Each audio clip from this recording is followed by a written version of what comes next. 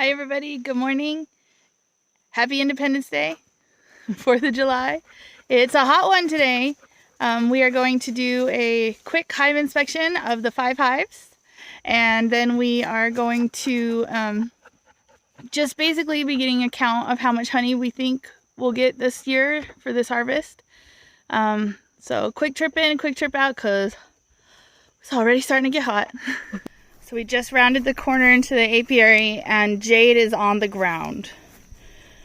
That's all their supers, and like they look completely empty, like never been touched. There are still bees, but obviously we are going to get this tightened back up, but I mean, oh, crap. I hope it wasn't a bear. I'm guessing it wasn't a bear because they would have gone after the rest of it. They would have gone after all of them. So it could have been a person who just came through and knocked it over.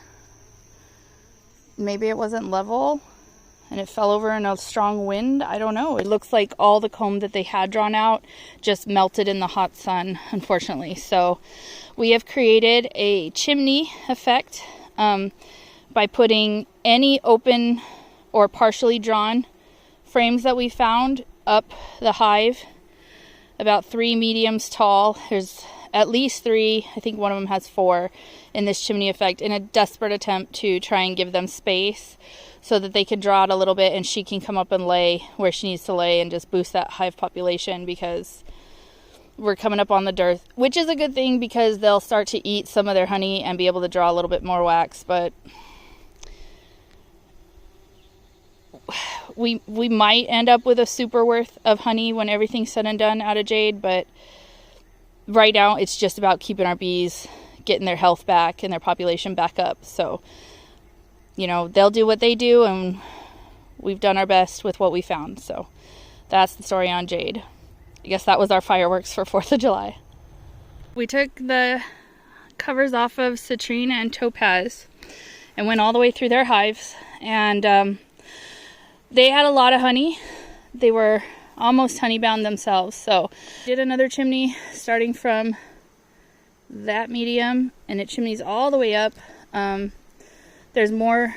Whenever we saw like some half drawn foundation on the outside, we pulled that to the middle, and I took 4 frames. You can't see the 4th one, it's right there. 4 frames out of Topaz's hive and replaced them with foundation frames.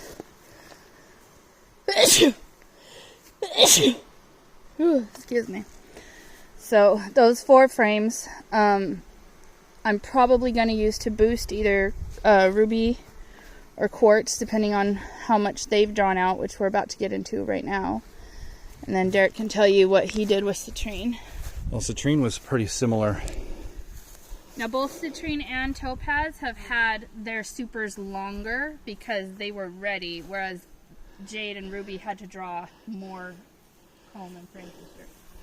So starting in the top brood box, that was full of honey. And some of those frames looked just perfect. And so as we moved up the supers, less and less had been filled with honey and then drawn out. But there is significant honey in there. There's probably a good 60-70 pounds of honey in there in Citrine. And so I moved the honey to the outside of each super, 2 frames on each super, and then put 3 to 4 frames depending on if we had 7 or 8 frames in each box. I think I had 7 in the top box and 8 in the 2 underneath it. And so there's 4 frames of undrawn or slightly drawn comb in the center of those boxes, and then 4 frames, 2 on each side, of completely drawn and capped honey. And so that's kind of what we did. So we created a chimney right in the middle, starting with the 3rd box up. That way she can lay a little bit more in the drawn foundation in the middle of the 3rd box, and the other bees will recognize that they can move up into the upper chambers and draw out comb and put in honey in the rest of the frames of the middle, in the middle of the I can't talk today. Draw out the frames and store honey in the middle of each of those supers. All right, everybody is buttoned up.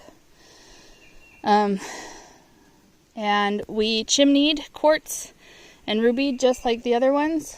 They were a little bit behind since they haven't had their top supers as long as Citrine and Topaz have. So we actually took a little bit of honey, as I said earlier, out of Topaz. I put it in Ruby to create the chimney effect from her brood nest box all the way up to the top. And then we rearranged Quartz's frames so they start about there and chimney all the way up as well. So what the chimney is if you can imagine the inside of the beehive, the frames are lined up like this across each one, going that way.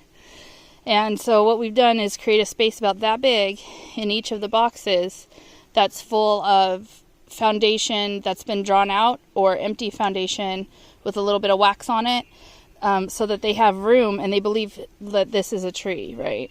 That's what we're trying to mimic. So they believe the tree is growing taller and making more space. Otherwise, they fill them all with honey and they think that's the top of the tree and they get what's called honey bound. So bit of maintenance. We probably should have come out last week and done it, but it is what it is. It was very unfortunate to see Jade all topped over because that meant that she had all the wax that they had been drawing out over the last several weeks just melted, and there's actually a burnt spot. I'll show you where all that wax is just melted out onto the ground and just helped burn the grass because it gets so hot because it's full of honey and sugar and just melts everything. So everybody's buttoned up tight. We are going to have a honey harvest. This is not going to be hundreds of thousands of pounds like we thought, but that's all right. I'm going to guess we'll probably have another 75 out of each of those. And then these ones, maybe 55 to 60 pounds each probably when it's all said and done. So it'll still be a really good year for us. But that was our day, in and out. Are you ready for your camp shower? I said no. You're not ready? I'm ready. I look like cherry pie filling. I'm definitely ready for my camp shower. Well, everyone, thanks for joining us here at Fernsby today. We had a great time balancing out the hives and really taking a good look and seeing where we're at with our honey.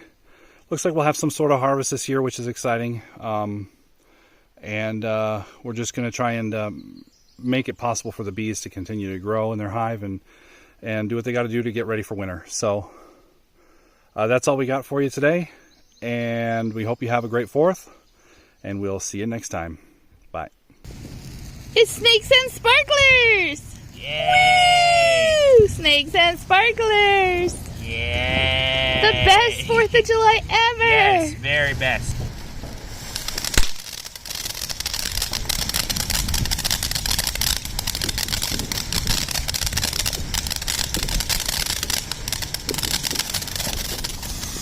Whoa, hey!